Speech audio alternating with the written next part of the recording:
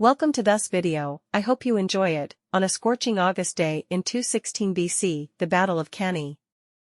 It was a battle that would go down in history as Hannibal's masterpiece, a testament to the genius of one of the greatest military minds of all time. To understand the significance of Cannae, we must first delve into the complex web of politics, power, and warfare that defined the ancient world, a world where two mighty empires, Rome and Carthage, clashed in a struggle for supremacy. The stage was set for the clash between Rome and Carthage long before the Battle of Cannae. These two superpowers of the ancient world were on a collision course for dominance in the western Mediterranean. At the heart of this conflict was a man named Hannibal Barca, a Carthaginian general and military genius who would come to be known as Rome's greatest adversary. Hannibal grew up in the shadow of the First Punic War, a conflict that had seen Carthage lose control of Sicily to Rome.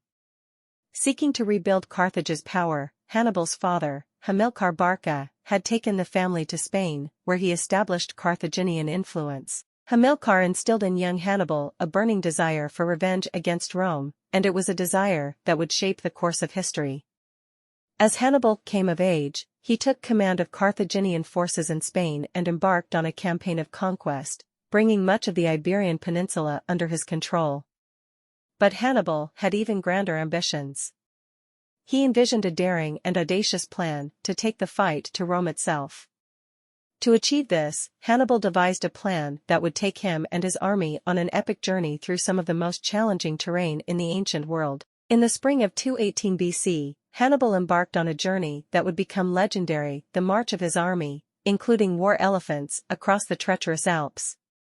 The crossing of the Alps was an extraordinary feat of logistics and endurance, a testament to Hannibal's leadership and the loyalty of his men. They endured extreme cold, hunger, and constant danger from hostile tribes. Yet, Hannibal's determination remained unshaken. After 2 grueling weeks, Hannibal and his army emerged from the mountains, their spirits undiminished, ready to take the fight to Rome. By the time he reached the Po Valley in northern Italy, Hannibal's forces had been reduced, but they were still a formidable army. Hannibal's audacious invasion of Italy sent shockwaves through Rome. The Senate recognized the gravity of the threat and appointed 2 capable generals, Publius Cornelius Scipio and Gaius Flaminius, to confront him. Scipio and Flaminius pursued different strategies in their attempts to halt Hannibal's advance. Flaminius sought to engage Hannibal in open battle, while Scipio advocated for a more cautious approach, emphasizing the protection of Roman territory. Unfortunately for Rome, both generals suffered defeats at the hands of Hannibal, first at Trebia and then at Lake Trasimene. These losses were a harsh blow to Roman pride and exposed the vulnerability of the Roman legions to Hannibal's unconventional tactics. As Rome reeled from these defeats, panic and political turmoil gripped the city. The Romans needed a leader who could restore their confidence and take the fight to Hannibal. In their hour of need, Rome turned to Quintus Fabius Maximus, a cautious and experienced general who would come to be known as the Delayer. Fabius recognized that a head-on confrontation with Hannibal could lead to disaster. Instead, he adopted a strategy of attrition, seeking to wear down Hannibal's forces through a war of logistics and guerrilla warfare. Under Fabius's leadership, Roman legions avoided direct battle with Hannibal, focusing on harassing his supply lines and limiting his ability to maneuver. Though Fabius's strategy was criticized by some in Rome as overly cautious, it had the desired effect of slowing Hannibal's progress and conserving Roman strength. Hannibal, frustrated by his inability to engage the Romans in a decisive battle, resorted to cunning and deceit to outmaneuver Fabius. Yet, Fabius remained resolute, determined to protect Rome from further losses. The Roman people had mixed feelings about Fabius's approach. Some saw him as a cautious savior, while others clamored for a more aggressive stance. Hannibal found himself in a challenging position. While he had achieved remarkable successes in Italy, his army was gradually dwindling due to attrition. Additionally, he faced logistical challenges in maintaining his forces in enemy territory, far from Carthage's supply lines. Hannibal needed a decisive victory to maintain his momentum and secure support from Rome's Italian allies, many of whom remained loyal to Rome. It was in this context that Hannibal devised a bold and audacious plan that would come to be known as the Battle of Cannae. Hannibal aimed to draw the Roman army into a trap, surround it, and annihilate it completely. It was a plan that required precision, timing, and the element of surprise. With his trusted commanders at his side, Hannibal put his audacious plan into motion. On the morning of August 2, 216 BC, the Roman and Carthaginian armies met on the fields near the village of Cannae in southern Italy. It was a sweltering day, and the fate of empires hung in the balance. Hannibal's plan was simple in concept but brilliant in execution. He arrayed his forces in a crescent shape, with his infantry in the center and cavalry on the flanks. The Roman legions, commanded by the consuls Lucius Aemilius Paulus and Gaius Terentius Varro, outnumbered Hannibal's forces significantly. However, Hannibal's clever positioning neutralized the Roman numerical advantage.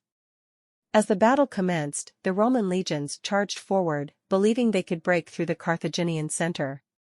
What they didn't realize was that Hannibal had planned for this. His infantry in the center slowly yielded ground, drawing the Romans deeper into the trap. With his cavalry on the flanks, Hannibal gradually encircled the Roman forces, closing the trap and creating a deadly killing zone. The Battle of Cannae turned into a massacre. The Romans, tightly packed and unable to maneuver, were cut down by Carthaginian swords and spears. Hannibal himself watched the unfolding slaughter with a mixture of satisfaction and sadness. When the dust settled, tens of thousands of Roman soldiers lay dead on the field of Cannae, their blood soaking the earth. The Battle of Cannae was a resounding victory for Hannibal and a testament to his tactical genius. Rome, on the other hand, had suffered a catastrophic defeat. The scale of the Roman losses was staggering. It was said that the river Aufidus ran red with blood, and the Roman dead numbered in the tens of thousands. In Rome, the news of the defeat sent shockwaves through the city. The Roman Senate declared a day of mourning, and the people were filled with grief and despair. Meanwhile, in Carthage, Hannibal's victory was celebrated as a triumph of epic proportions. He had achieved the impossible, defeating Rome on its own soil. In the wake of Cannae, many Italian cities that had been loyal to Rome began defecting to Hannibal, believing that Rome's days were numbered. Hannibal's challenge now was to capitalize on his victory and secure the support of these Italian allies. But despite his remarkable success at Cannae, Hannibal faced formidable obstacles. Rome, as resilient as ever, refused to surrender. In the aftermath of Cannae, Rome displayed a remarkable resilience that would come to define its character. The Roman Senate and people refused to give in to despair. Instead, they mobilized their resources, raised new legions, and vowed to fight on. Rome also embarked on a diplomatic campaign to win back its Italian allies who had defected to Hannibal. Fabius Maximus's strategy of attrition, though unpopular at times, had preserved the core of Rome's military strength. Over the years following Cannae, Rome gradually regained the initiative, winning battles and reclaiming territory. Generals like Publius Cornelius Scipio emerged as brilliant tacticians, adapting to Hannibal's strategies and winning crucial victories. In 202 BC, Scipio's victory at the Battle of Zama in North Africa brought the Second Punic War to a decisive end. Hannibal's dream of defeating Rome ultimately remained unfulfilled. He lived out his later years in exile, pursued by Roman agents, until he chose to take his own life. Today, the fields near Cannae are peaceful, a far cry from the carnage and chaos of that fateful day in 216 BC. The Battle of Cannae left an indelible mark on history, shaping the destinies of empires and becoming a timeless symbol of military strategy and tactics. Military leaders throughout the ages have studied Cannae, drawing lessons in strategy, tactics, and leadership from Hannibal's audacious victory. Hannibal Barca, the brilliant tactician, is remembered as one of history's greatest military minds, a man who came tantalizingly close to altering the course of history. For Rome, the Battle of Cannae was a crucible that tested its resilience and determination.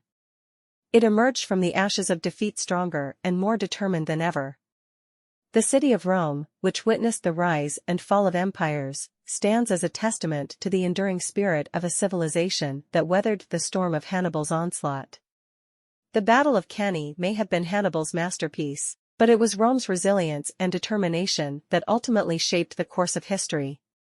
The Battle of Cannae, a battle that tested the limits of human endurance and cunning, a battle that would be remembered for millennia as a testament to the indomitable spirit of Rome and the genius of Hannibal Barca. Don't forget to like and subscribe if you enjoyed the video.